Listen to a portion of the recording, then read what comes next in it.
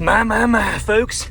How you do? It's old Rusty. I'm just in my pickup truck here, and I'm heading out to some antique stores and a couple of thrift stores, and I have a good feeling about it. I hope I can find something good today. We're gonna go out. I'm not gonna bore you with me walking around looking at a bunch of junk, but whatever I find, I'm gonna bring back to the warehouse. I'm gonna lay it on out, and we're gonna take a look at it together, and I'll tell you what I think, how I'm gonna list it, and all of that. This is just a tried and true general reseller video. If you like that kind of thing, stay in here. We've also got some exciting new things. A podcast, can you believe it?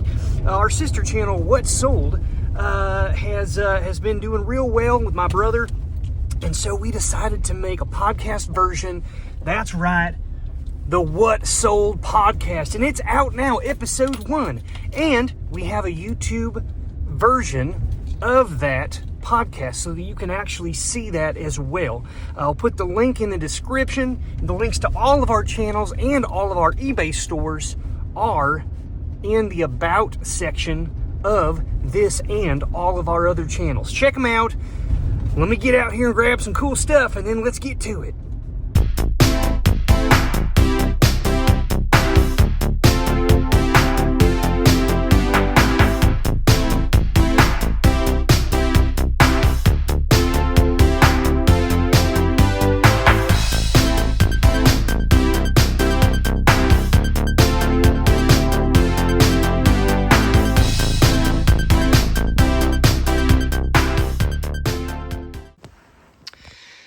Here's everything that I got while I was out sourcing today. I went out with my brother. He was going to look at postcards and stuff for the Postcard Planet channel that we have. A little plug there. He does such a great job. But while he was poking around there with the postcards, I was looking at other stuff. And this is what I end up with today. I want to show you that, and then also some other jewelry and things that have come in the last week. But he threw these in here just so we can see a few of the postcards that he got. Right here, you got a real photo postcard of this person here, this gentleman, and he's holding up these old snow shoe type things. I don't think that these are for skiing. I think this is just for, marching through the snow. But you can see snow all over the trees. And then, and you got a puppy dog here sitting and looking up at him. But I agree. I think that this was worth it. $4. It's an unusual scene, and for real photo postcards, if you want to get good values out of them, you want something that's a little unique. Here's another cool one. If you look up close, you got this woman sitting on another woman's lap. You got these ladies dressed up. One's in overalls here with a fake beard on. And you got these other ladies all dressed up. They got their pail. They got their shovel. I don't know what this is about, but it's a cool postcard. Again, $5 for this one. And, this is probably a $15 or $20 card based on just the uniqueness of the scene. And then he went out on a limb and bought this one. I think the reason it says Long Island by night. And, this is not at all what Long Island looks like now. Could you imagine just a little old lighthouse out there, just a couple of houses? That's not much more than that. Oh my goodness, right? At one point in time it was like that. But this is 1907. You can see that we've got an undivided back here. So all you have is the address and the person it goes to, a big American flag, cancellation over this 1 cent stamp. It's we come across these from time to time, but it's not a very common stamp. And so those are just a handful that he grabbed.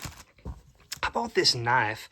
I buy knives, I buy Cutco knives, I buy various ones, not all the time, and I spent up for this one. It's very good condition. It's actually serrated and has the tape on there to protect you, but it's like a chef brand. It's high carbon steel. It's a Germany, and it says a Mercer Tool Corp. So if you look up chef knife Mercer, you're going to find a variety of these that are in used condition, still selling in the upper 20s to $40 range. And it's got this little mark here. I'm going to see if I can remove this little gold tone kind of color. I don't know why that's there. It doesn't affect its usability, but it's a nice knife. Sometimes you can come across really good, high quality cutlery, like Cutco knives and some other things, some ones that are designed to be used by chefs, really high quality steel that don't need to be sharpened all that often. And so when I come across decent ones that have, various high sale, resale values, I'll buy those. Kind of popping over here, something completely different. I was excited. I paid $7 for these. And what you're looking at here, folks, this is just in a random box, but you're looking at dice that came from Las Vegas casinos. We got the Sahara Tahoe Casino, the Dunes at Las Vegas, and Thunderbird. Now, if any of these happen to be coming from casinos that are no longer around, they've shut down, these will be more desirable and more, we'll make more money off of those. 2 reds and greens. I'm not going to sell these as a lot. I'm actually going to pull them out and sell them 2 at a time in pairs. I paid $7 for this. I wouldn't be surprised if I could get $15 to $20 for each pair, unless, of course, I find that they're real common. But I think I could still get at least $10 a pair for these. So I spent $7. I think $30 is a minimum that I'm going to make off of that. I was excited to find it. You don't find them that often, and these are in actually really good condition. I talk a lot about the fact that I find gold and silver jewelry a lot among costume jewelry, and there's some great examples here I'm going to show you today. So this right here is actually a costume piece. However, it's distinctly different than the other costume pieces because it's quite old. This is Czech glass, an amber-colored Czech glass pieces here from Czechoslovakia. And you got these sort of gold tone, but more like a brass color, beads along with it. And then look at this really old clasp. This is just a copper or kind of brass and copper here. This kind of barrel type of a thing here. You can pull it down. Well, I can't hardly hold it with one hand and do it, but you can see that opens up like that. When you see these clasps, these are fairly older jewelry, okay, decades and decades old. This piece cost me $10, but I think that this is a $75 to $100 piece of jewelry because it is vintage and it's in really good condition considering its age. So that's a costume piece, of course. We're going to jump up here to something that sort of totes the line between costume and fine, is this bangle bracelet. Now, unfortunately, the chain here has long since broken off and been removed.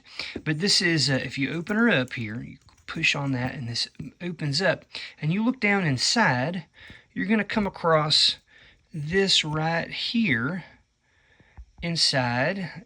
And I've got it upside down, of course I do, of course. Right here, you can see it just says -2010K. MB. Now, I don't know what the MB stands for. Maybe the initials of the person, maybe the maker. But it is actually 1/20th 10 carats. So this is what would be considered a gold-filled piece. So it's a base alloy inside, but it has solid gold. 10 karat solid gold, a portion of that on the outside of it. It's quite nice looking. This is something you can usually get $40, $50 out of. I might sell it with other gold-filled pieces. I might sell it by itself. Also, these are antique cufflinks. They're made of mother of pearl. They're scratched into, they're etched, and this is also a gold-filled piece. Though you might not know it by looking at it because so much of it has worn off over use and over time, but you can still see sort of the hint of that gold fill in there on the inside. These also only cost me $3. Actually, it cost me $1.50. It was $3 in the tray, but it was 50% off a jewelry day. Golly, I love 50% off a jewelry day, don't you? So $1.50. Those, because I got a pair here, they'll sell pretty well. So a few more things that I picked up here is this chain. And you can see it's gold tone, very pretty. What you wouldn't expect by just looking at it is that it's not gold, it's actually sterling silver. And you can see on the clasp here, not right inside the little claw, but also on these two pieces of metal here that are holding it together, it says 925 Italy. Okay, so this is made in Italy. 925 denotes that it's sterling silver. It has some other metal. It may be gold over sterling silver, most likely, because you can see with my gold rings, very similar in color. And then there's a few other pieces of jewelry here. This nice little set of earrings. Come on. Let's see here. Look at these. Hearts with some little rhinestones, some beautiful little blue rhinestones in here. And if you flip them over, of course, it's a brushed gold look. If you flip them over, you'll see that on the back, nothing. But if you pop this puppy up, come on now, there we go. And then we take a closer look underneath. Look what we see. It says Weiss, which is a pretty good costume jewelry brand. There are lots of collectors for those. On the inside here, too, it has a patent number, which is common for jewelry of this era, but they're very nice. I paid $3 for these. I expect to make somewhere between $15 and $20 for that little set of earrings right there. And then, look at this. I bought a vintage ladies Elgin watch. You can see right there, Elgin. Yep. And the price tag, of course, they like to hide the back of the case. And that's usually where you can see if it's got any sort of gold fill-in or what. Sometimes also on the bottom of the clasp down here on the where it cinches around your wrist. If I can pull it up here and see what it says. It says, yeah, looks like it says GF there, doesn't it? So it's gold filled. I would expect that part of this is also gold filled, but let's pull off that price tag and take a look. Okay, now that we have this price tag off, we can zoom in here and you'll see that it says 10K RGP, rolled gold plate. So it has rolled gold. It's a thin layer of gold on the outside of it.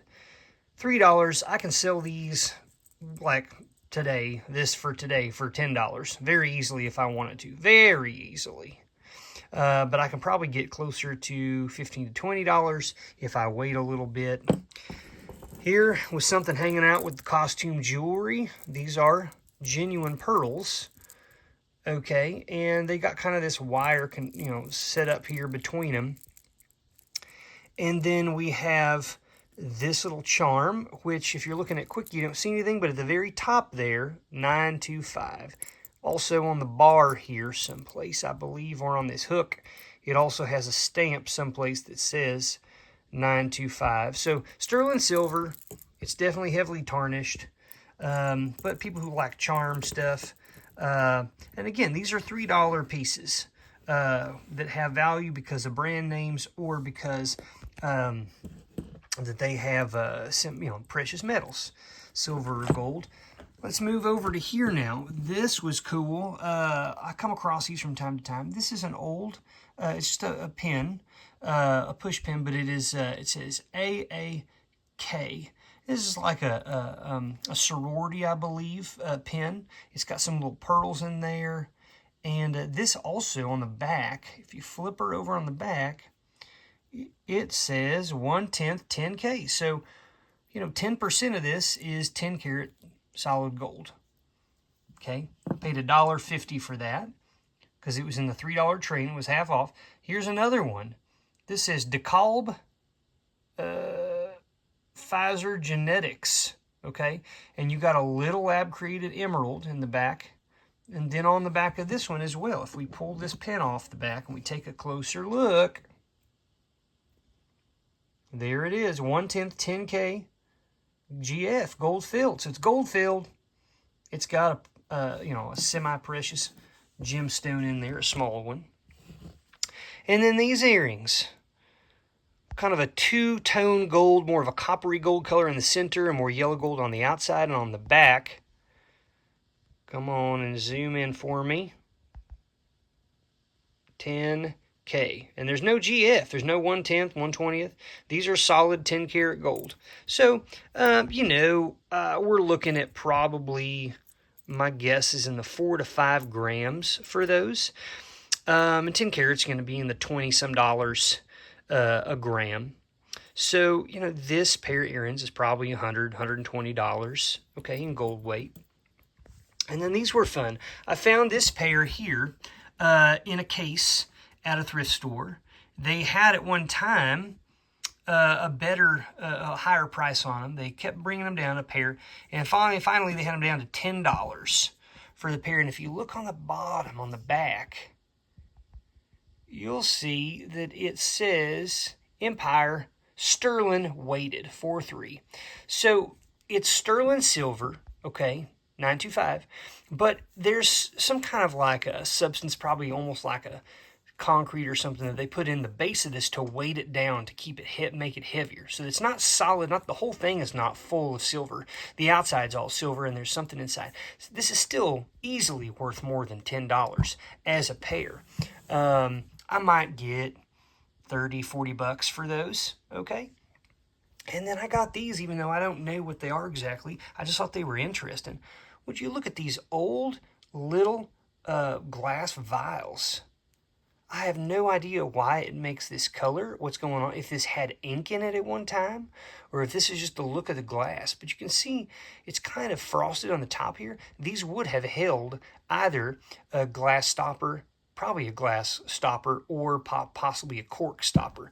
But they definitely had something in them at one time. They're oddly shaped. They're misshapen. But they got this really strange kind of iridescent kind of look to them. Very cool. $1 a piece. So I'll probably throw those up together. I don't know even what I'll ask, but they're just cool looking, and I knew I could sell them for more than that. Last thing up here that I bought today is this set of pearls. It's a double strand necklace. These are genuine pearls, okay? And on the end here, you'll see there's this beautiful clasp, gold color. Of course, the gold color doesn't mean that it is gold, but it is. So it's a beautiful little thing, and what you do is just looking on the outside of it, you're not going to necessarily know it's gold. And so sometimes people see these and they just see a clasp. They might even look close like this and be like, oh, I don't see any marks. Must be costume, right? Must be a costume piece. Because most people, folks, your average person does not know how to tell the difference between genuine and imitation pearls. Okay, they just don't know how. And there is no quick and easy hack to learn how. So that's not what this is about. But I want to show you that if you push in here and then you pop this out so that you can open up the clasp, this piece that goes on inside, if you look on the back, ta-da, there is where the 14K mark is, folks. That is how you know that it's made out of solid gold. See it right there? Oh, goodness gracious. Hold it up. There we go. 14K TIL. TIL is probably just the initials for the artist or the manufacturer of that piece, but it is solid gold, and that it makes, and when you see something that's solid gold, like the likelihood that it's genuine pearls that you're looking at is very high. They don't put nice gold on just cruddy old costume or cheap pieces. And so this is great. It's a beautiful thing. I'm going to put it on a little stand in order to photograph it. I'm going to make sure that I note that it's got a gold clasp. I'm going to make sure that I photograph all of that. Put it with a variety of other necklaces and bracelets that I have that are genuine pearls that feature either silver or gold. These things, folks, are out there. It's mixing with the costume pieces because people do not know what to look for. Now I want to show you this. I bought this. I wonder if they took the tag off of it. I guess they did. This was 50 cents, folks. 50 cents, and it just said bag of broken jewelry pieces. Now, I just looked real quick. I saw a little, an old kind of clasp here and some things, and I thought, even if there's nothing valuable in here, there may be some components I can use to restore or repair something. And so I might look like an idiot here showing you this because it might not be worth 50 cents, but you know what? It's 50 cents, folks. It's 50 cents. It's not a big deal. I could throw this in with the jewelry jar, and just kind of wash my hands with it. But I wanted to open this up, and we're just going to see what's in here and see if there's anything specifically that I could sell. I don't want these to fall. You never know, folks. There's a very high incidence in things like this where I come across stuff that is usable, that is something I can sell, that is, worth something. And so let's just look. So, I mean, even this tiny little jar, it's like tiny little jar, right? I don't see a lid, but like it's glass, okay? Somebody might pay me 50 cents for that. Not that I'm, out here selling things for 50 cents at a time, but you know what I'm saying. Okay, so this is, I don't even know what that is. That's trash. Most of this trash, probably going to be trash. There's here's a little, bead. And, sometimes these are silver plated. They could be solid silver. I need to take a look.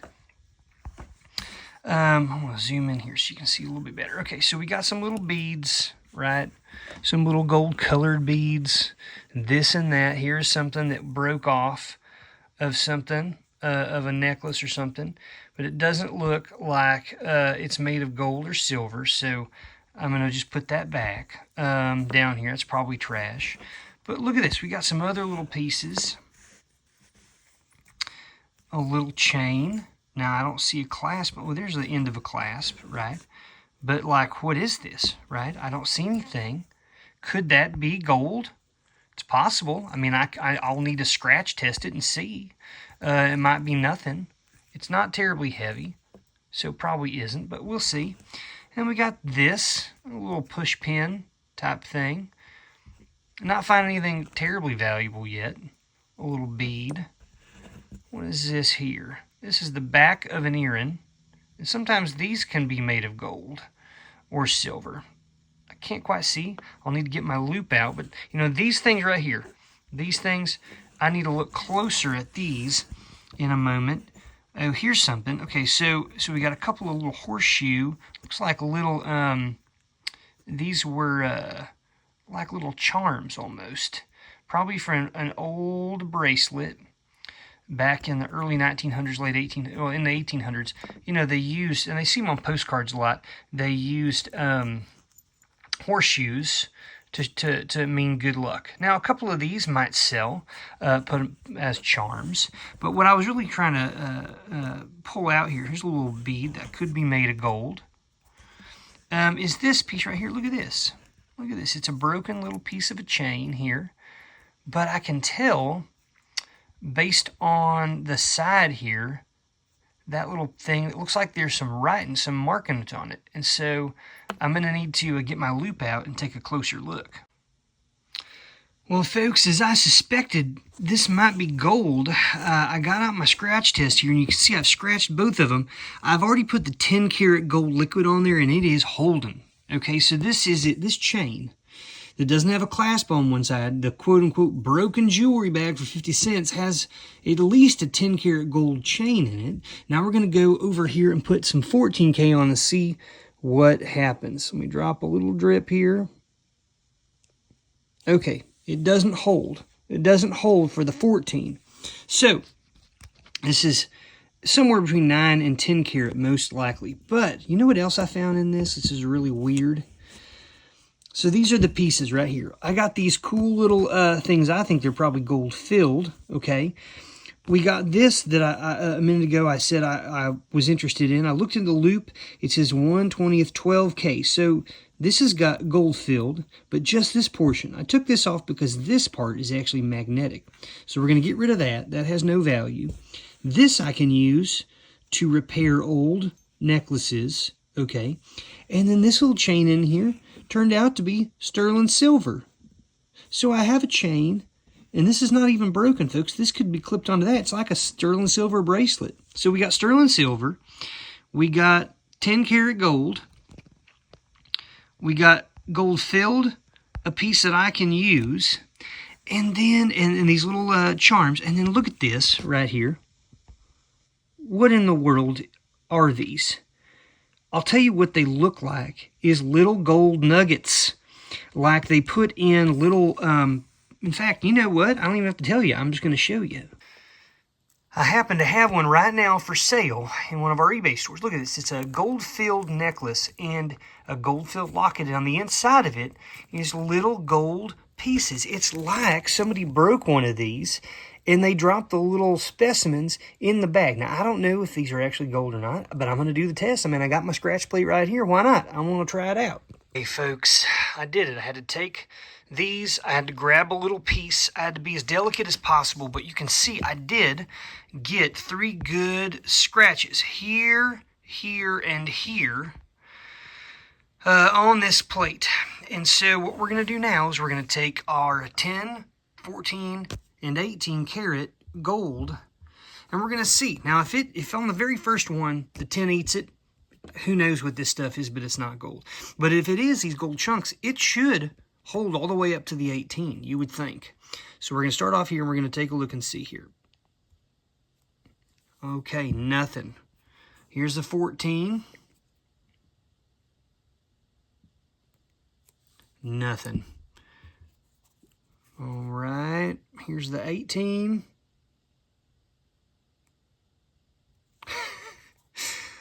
I cannot even believe that this is the most ridiculous. This is one of the most ridiculous things that I've ever found in a bag that I was not expecting, is solid gold nuggets. Are you kidding me?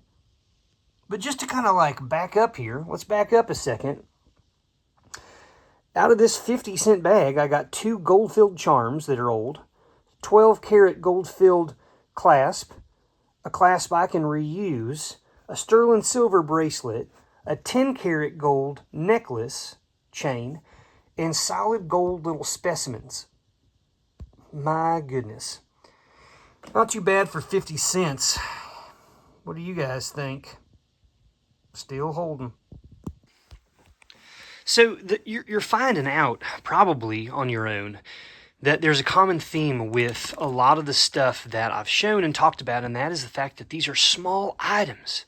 Folks, small items are good for a number of reasons. Number one is I can store, in the warehouse, in just one room, I can store a lot of items in a small amount of space. This tub is entirely full of paper ephemera, okay? These right up here are full of bags of jewelry and things that have already been listed and that, I'm going to try to sell over time. Down here, we've got a tub full of toys, action figures and things like that. You got some postcard albums here. And we've got all kinds of stuff like this that are small. You can store hundreds, if not thousands of items in a small amount of space. Right over here, for example, I've got a bunch of postcards. This drawer is full of postcards. Down here, guess what? Postcards. I've got thousands in this one little drawer set up here. It's really great for storage. Number two is that to ship an item costs usually $4 or less. If it can fit in a bubble mailer or a small container and it only weighs 5 or 6 ounces or less, which most jewelry and postcards and things do, it's very cheap. The cost of the packing materials, a little bubble mailer, a little cardboard mailer, things like that, only cost you a few cents per item.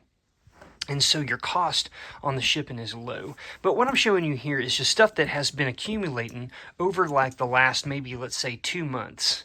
And these are separated out because this stuff here is all sterling silver jewelry and items that I have found that either were marked as sterling silver or were not. And I just discovered based on looking at the backs or the clasps, and they would be marked as such.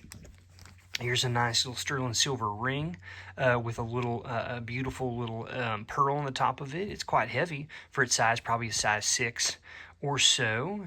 This one says Israel on it, 925. Some tarnish. I don't usually polish up pieces, like this because people a lot of times like them to stay in the state that they're in for collectors and such. Here's a really unique piece. You see these kind of clear rhinestone necklaces all the time, but usually they're made of base metals. But this one is not. This one is made of sterling silver. It says it up on the clasp. And so items like this are awesome. Sometimes you find even ornaments or different things in that are made of silver. This one's quite obvious. Christmas, Reed and Barton, sterling silver, 1996. It's just a Christmas ornament. Or it could be like a pendant for a necklace, right? And then over here, not unlike the piece I showed you earlier here, I put this in with other pieces. These are all gold-filled pieces. Anything from little stick pins, like this one, to brooches, pins like this. It's kind of wrapped up with some necklaces here, but, you know, they're beautiful pieces. These are definitely from like late 1800s to early 1900s. In some cases, even a little bit newer than that. But oftentimes on the back of them, you're going to see where it says. And this one actually says it on the pin itself. In this case, with a pendant or things like that, it will say it here where my thumbnail is. It's good to carry a loupe or a magnifying glass with you so that you can look for these marks when you're out, because sometimes they're hard. Look at this. It's just jumbled up mess. But this stuff, I'm going to sell this as a lot. And usually for gold-filled items, I get about $1 per gram. So if this is 200 grams, I would be looking to get about $200 for that. Sterling silver is more like 75% of the gram weight. So if it's 100 grams, I'm going to make about $75 if it's just scrap. Now, a lot of this stuff is usable, wearable jewelry, so I can sell these things individually. A lot of stuff I do sell individually, unless it is common or there's just a lot out there and I want them to buy mine, I may put it in, or if it's broken or damaged, something like that. Other items that I come across and that I usually buy to sell if I get a chance, depending on the price, are books.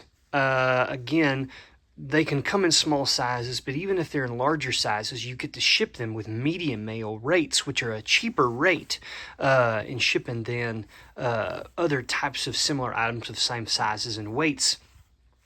These books, both the common thread here, as you can see, they're very rough, very old looking, and they are old. One of these is from 1789, the other one was from 1769. So these are, pre-1800s books. You can see similarities here. Two different types of books from two different people, I'm sure. This one's the American selection of, it looks like it says lessons, but it lessons in reading and writing and speaking, calculated to improve the minds and refine the taste of the youth. And then this one over here is The Spectator in 8 volumes. And you can see right here, it says, to the Right Honorable Charles Lord Halifax. And along the side here, you have people who have written in ink, almost like calligraphy type look. This is back when they used like a quill, pen and ink in like a inkwell, writing Peggy, Mrs. Peggy Lake or something like that. Interesting. Not the greatest condition based on the way it's been stored. And again, on the back cover and stuff, you see this really awesome writing on here. Both of these I paid less than $10 for at thrift stores. They didn't realize, but when I'm out looking, when I see leather-bound books like this are falling apart, I'm usually expecting these are going to be from, say, the mid-1800s and earlier. These two in the 1700s. I got a collection of maybe 8 or 10 different books from the 1700s. I just haven't listed them yet. I don't know when I will. There's no reason I'm holding back. I just haven't done it yet. But things like this have good value. People collect these, even in these conditions, because they're so doggone old. I mean, 1760s, we're looking at over 200 years old here. Approaching 250, over 250 years old books. And so it's just amazing. The paper also in these is quite different. It's a thicker type of a paper. Like right on here, you can see it's like got definitely a different type of a texture. It's not that stark white. And the pages are curved at the ends, very different than the way books are made today. And you have to look up these Roman numerals to find out what the date is, because the date is in Roman numerals. Really cool stuff. I love finding these. Keep a lookout. These are out around you at different places. I'm not doing anything magical to find these. I'm just looking out. I just know when I see leather-bound books, I take a close look at them. If they're a good price, research it on eBay or on Google, and you might be surprised at the values these can bring, even in bad condition.